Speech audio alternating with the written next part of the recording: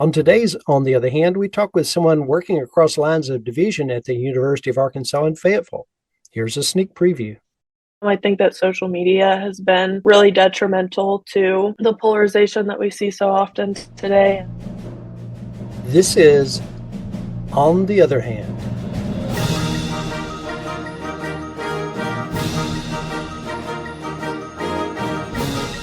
A podcast sponsored by Braver Angels in Arkansas that explores politics and other important issues to Arkansans through conversations with community leaders.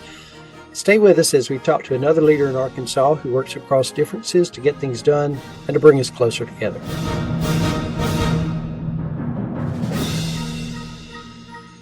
Hello and welcome to On the Other Hand. I'm your host, Glenn White. I'm here with my co-host, April Chatham Carpenter. On our podcast, April and I interview community leaders in Arkansas who help work towards solutions across various political or other divides, or maybe in some other way reach across divisions within their community. So, April, tell us who we have as our guest today. Glenn, I'm very excited because I love to hear the work that college students are doing. You know, that's near and dear to my heart with my current job at UA Little Rock. Well, we have today Kate Tandy, and Kate is a student at the University of Arkansas at Fayetteville, so a Razorback. And she's going to talk to us about her experience working on campus to start a Bridge USA chapter. I don't know that people in our audience know what Bridge USA is, so I'm sure that they will learn about that from Kate today. So welcome to On the Other Hand, Kate. Thank you so much for having me. It's so good to be here. Well, we're glad to have you, and thank you for taking time to chat with us today. Well, let's start by having you introduce yourself to us. Anything you want to tell us? Yes, so my name's Kate. I'm 20 years old. I'm from Wichita, Kansas, born and raised. This is my third year at the University of Arkansas, and I absolutely love it. I'm majoring in political science with a minor in French that I just added recently, and I'm on the pre-law track, so hoping to attend law school after graduation. And yeah, that's the most important things I would say to know about me.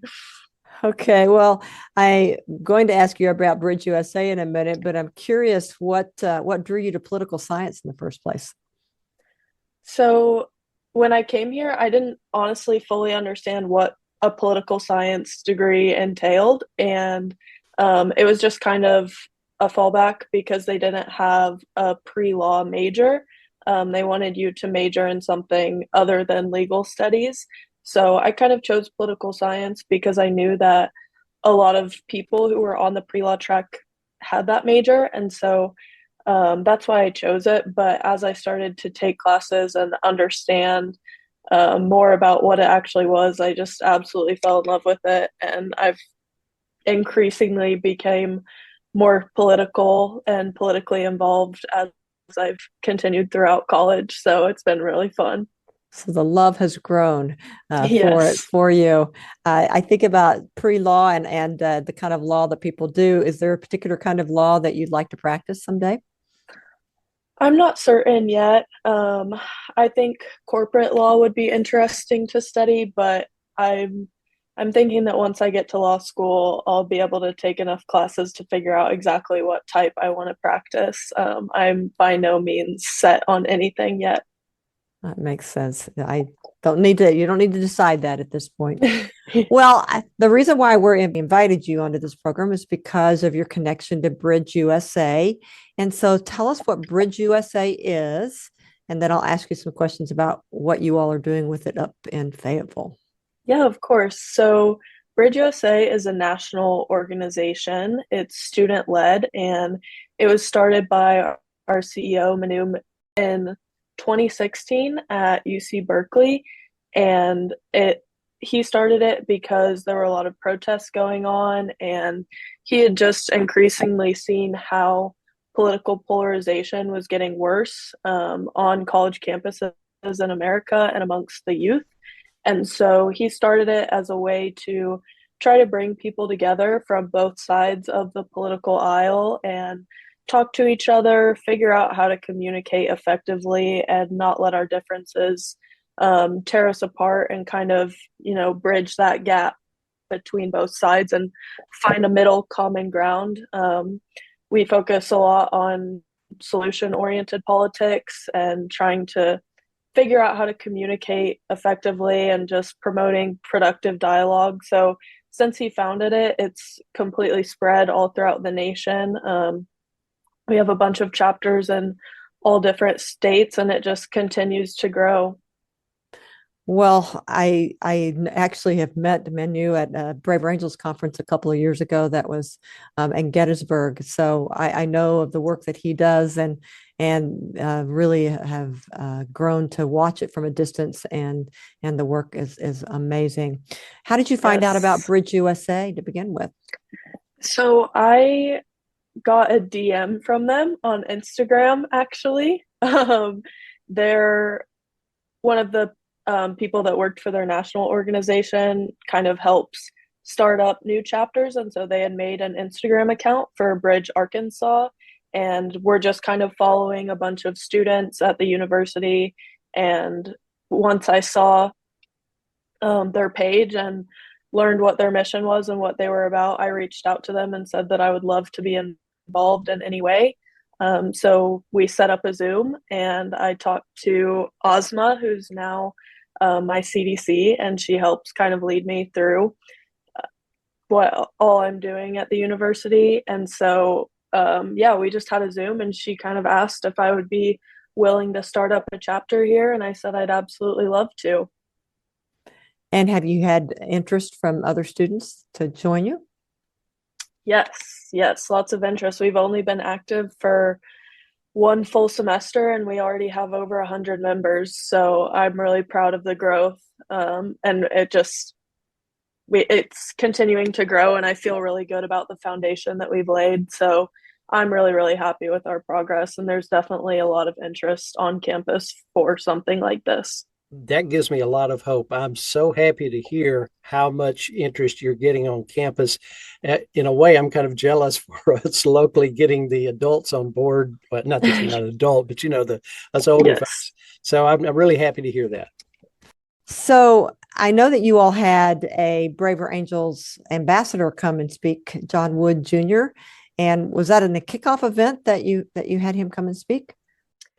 It wasn't a kickoff event. It was further into the semester. It was actually the week of the election. So we had planned out a post-election event, and my CDC Ozma, who I mentioned, she had reached out to me and said that Braver Angels was interested in sending John to campus, and she thought that we might be a good fit for that.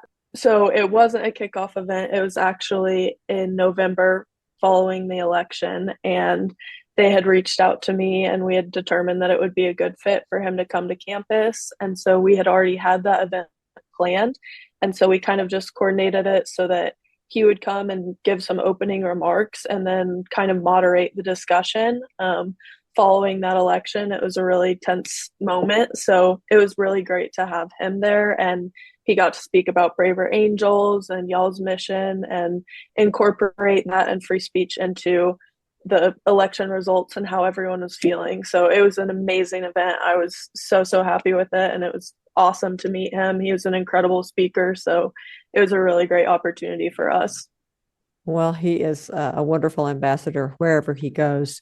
Mm-hmm. Do you have any sense of, do you have kind of equal numbers of people who are conservative and liberal coming to the Bridge USA chapter at this point? We have really good representation from both sides. I've been really happy with that. That was one of my main concerns starting this club, was that we wouldn't have that equal representation. But we have conservative voices and liberal voices at almost every event. I think that a lot of our members are more in the middle, but if there is a leaning stronger, I would say probably there are more liberals that attend our events than conservatives, but there are always conservatives. So that's been really great. We want that, diverse viewpoints, and we want all those different types of people coming together. So I've been really happy with that. It's great because sometimes you don't get the opportunity to talk to people, not you personally, but people in general, to talk to people who are out of their bubble. in terms of their political beliefs or religious beliefs, for example. So one other question, I'll turn it to Glenn for a little bit, which is for right now in terms of Bridge USA. What do you hope to accomplish in your work there at UA Fayetteville with Bridge USA? So as the founder of the chapter in Arkansas, my main goal is just to establish a solid foundation so that the club can continue running far into the future. And, hopefully one day we won't need it, but I think we always need spaces where people can come together and talk politics or anything and just feel comfortable sharing opinions. So my main goal is to let it continue far into the future and build up leadership that can keep it going after I'm long gone. Well, awesome. So glad. Thank you for introducing us to Bridge USA. Glenn, I'll turn it to you next. Yeah, you bet. And I'm really happy to hear what a good balance you have between red and blue, because that's another thing, as you probably know, that everyone in Braver Angels and across the country doing similar things are struggling with. We tend to get more blues than reds for some reason. So it's encouraging to hear that it's going well for you guys. Yes. Now, one of the things that kind of goes along with that is we always want things to remain civil and for people on all sides to feel safe enough to be able to articulate their views and to hear other people without it going kind of off into the ditch. And I gather that's the case for you as well when you guys get together and you have the different sides. How does that go? It has went really well so far. I have not had any instance where I needed to interject. My role as president at the events is to be the moderator. So I'm responsible for kind of guiding the conversation and making sure that it stays civil. Bridge USA provides rules that we follow. And so we read those to our members before each event so that they know kind of what our expectations are. They're really simple rules. It's just try not to interrupt or have side conversations, address the statement, not the person, and you're representative of yourself, not an entire social group. So we really stick to those rules and make sure to follow them. And so we haven't had any issues with people being rude or uncivil in any way, shape, or form. So I've been really, happy with that. That's really good. We've had similar experiences when last year we did a monthly series of what we called civil conversations. Same thing happened. So I think, a lot of people are really worried about coming to something like that. But when they do, they say, gosh, this isn't as bad as I thought. This is okay. Yes. Yeah. So you've had that same experience then, I gather. Yes, I find that people are rarely actually rude in person when they're at these events. And also anyone coming to these events knows what we're about and they know that that's not going to be encouraged and it's not going to be welcome. We don't want that there, and so they know that and they're totally fine with that. One of the things I did, Kate, was I looked at your organization's Instagram post there, the group in Fayetteville, and I was impressed. It looks like you guys have been quite active in such a short period of time. You've hosted several events, and you've been pretty courageous taking on some controversial topics, especially you were even talking specifically about Trump as one of the topics. So I applaud you for doing that. But I just wonder if you have any other comments. They've obviously gone well and people have been civil. Any other thoughts about how that's gone and what has happened with the folks who've attended as a result?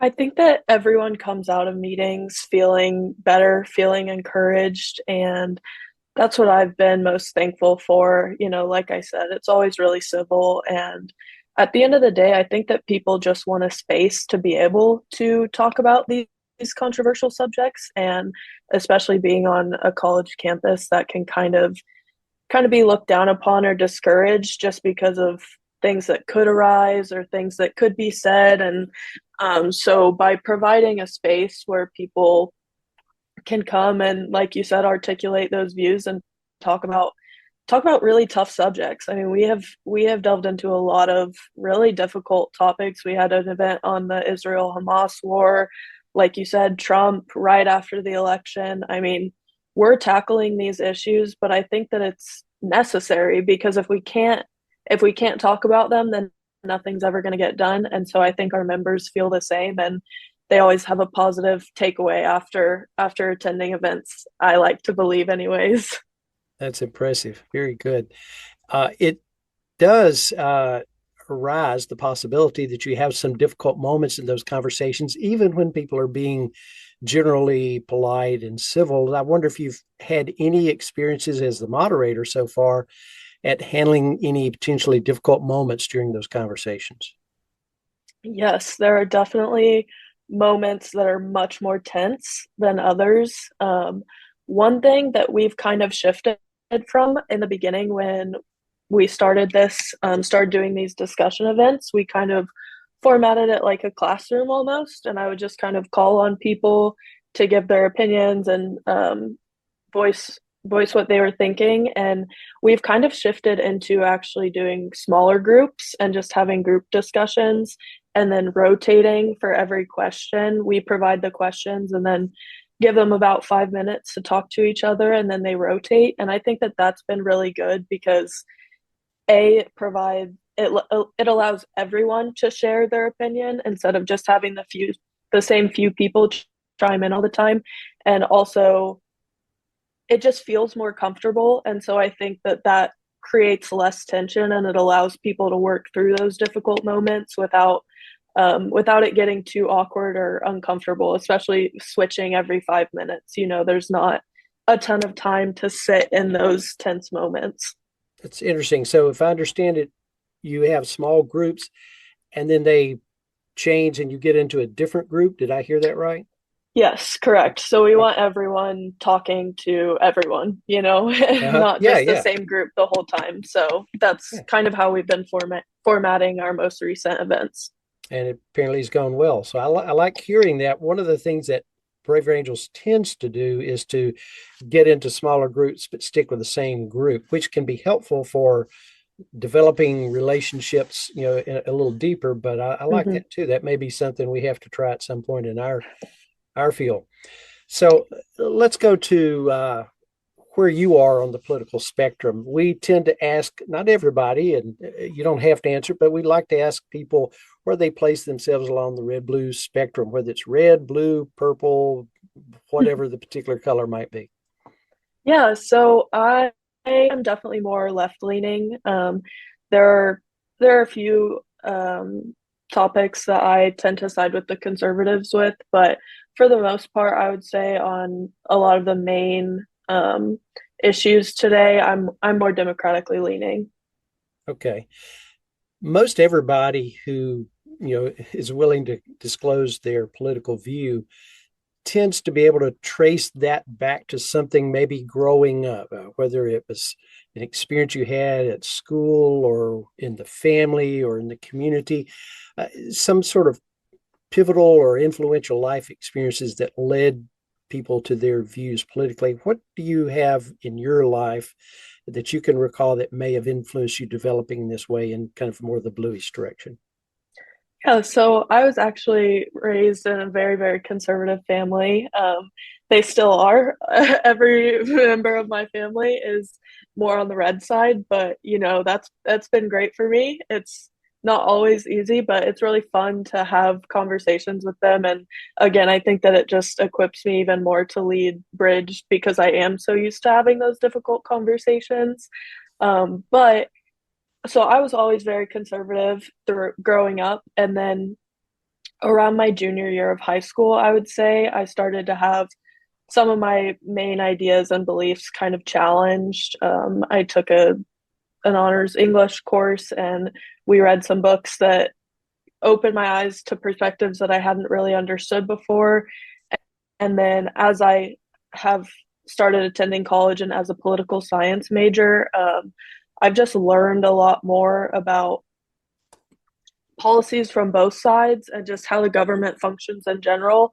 And I've just increasingly found myself leaning more towards democratic policies in general. And so I think that is the main thing, that it's just been a very slow progression instead of one pivotal moment that kind of switched. Okay. So if you just went by your early life growing up with your family, you would have stayed pretty red. Yes, Yeah. yes, most definitely. I'm from Okay. a very, very small in Kansas. So it's all red over there. Yep, I'm familiar with that trajectory. Well, Yes.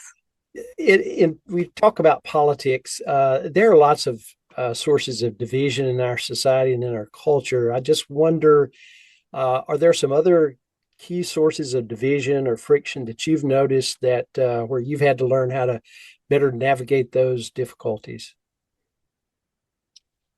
I think that a lot of the sources of friction kind of lead back to politics in a way, I would say. I feel as though everything's being increasingly pushed towards political. Everything's turning more political, but I think that as far as sources of that kind of friction, where they come from, I think that social media has been really detrimental to the polarization that we see so often today, and just a lack of communication skills, I think, is increasingly contributing to a lot of friction, if it's political or not, just a basic lack of communication. As a communication professor, that is music to my ears, but also makes me sad, right? Yes. Because we're not doing great work in our own relationships.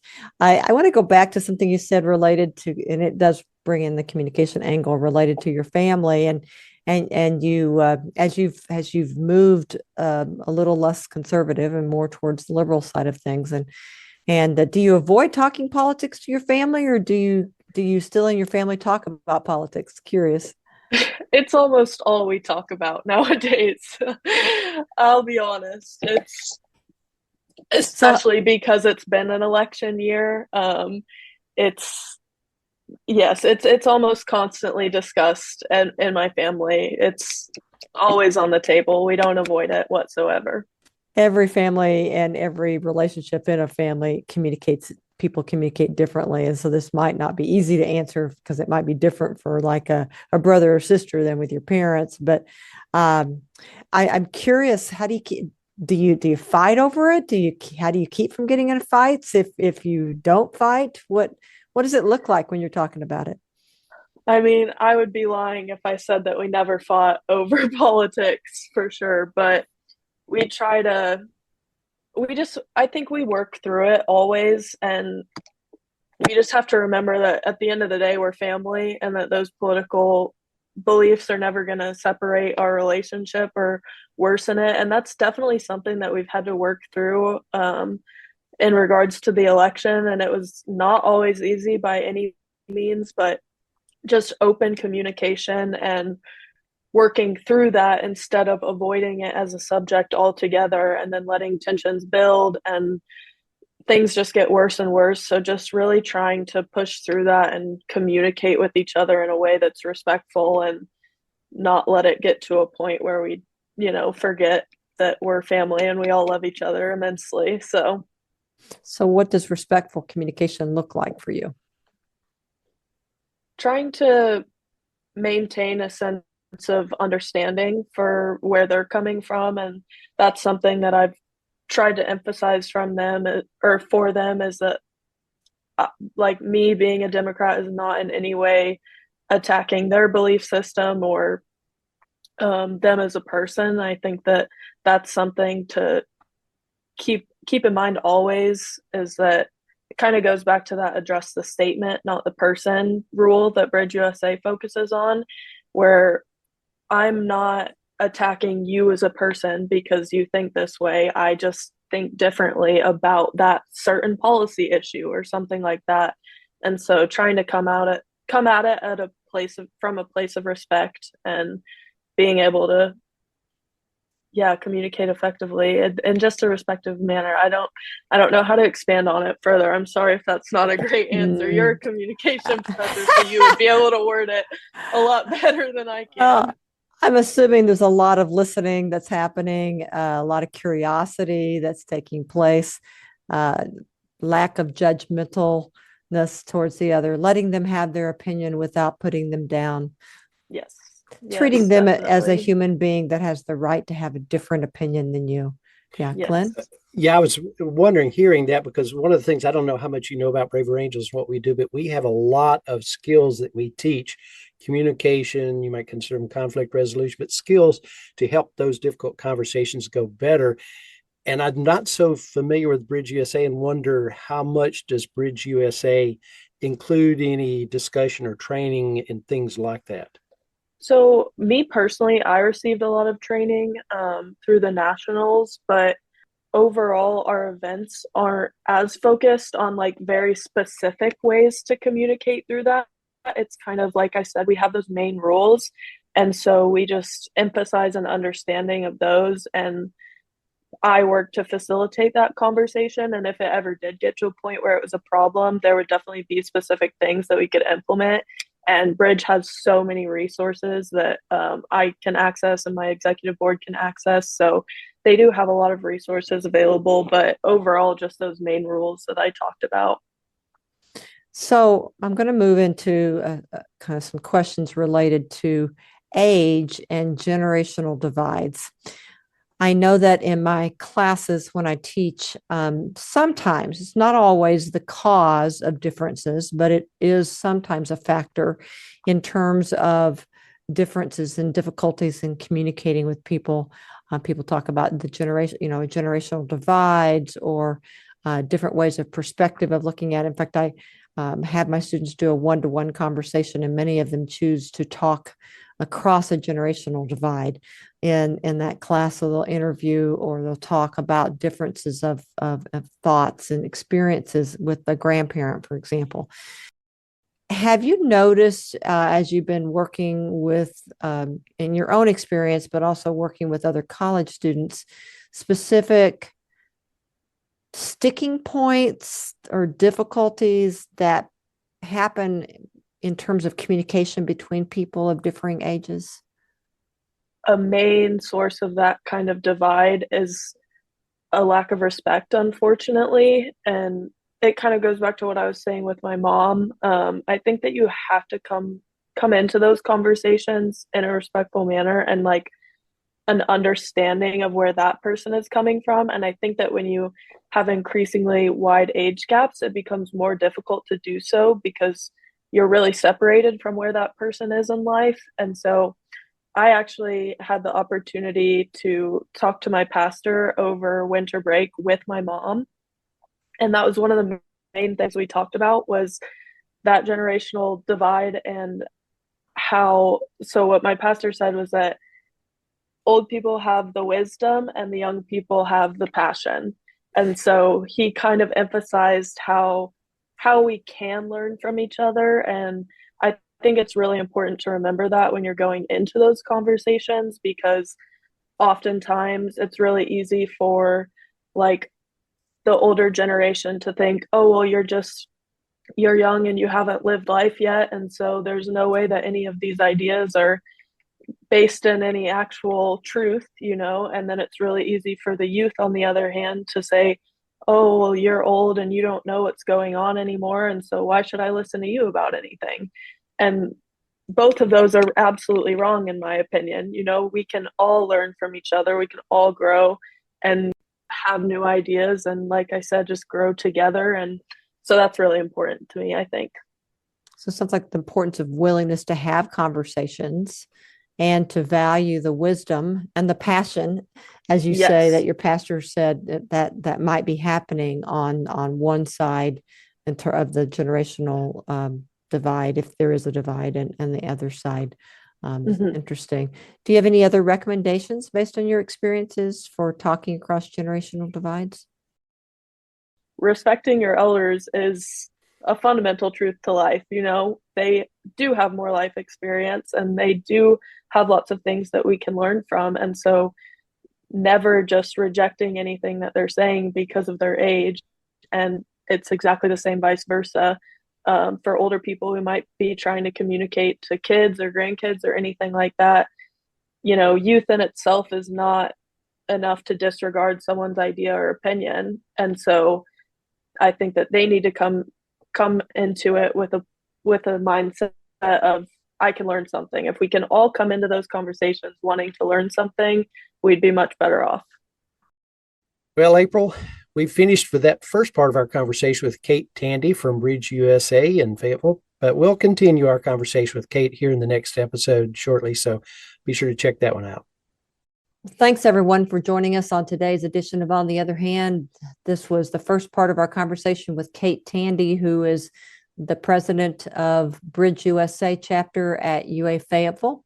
Listen to other conversations or contact us via our website, which you can find on the podcast page of the Braver Angels Arkansas website at arkansas.braverangels.org, or you can go to many popular podcast sites to find our podcast. And if you enjoyed this guest, consider listening to our conversation with pastor, former judge, and social justice activist Wendell Griffin. You find that in episodes 59 and 60. On the Other Hand is sponsored by Braver Angels in Arkansas. Music was composed by Randall Standridge of Jonesboro, Arkansas, and was performed by the University of Northern Colorado Symphonic Band, Dr. Richard Main, conductor. From your host, Glenn White and April Chatham Carpenter, let's each do our part to bring our community closer together.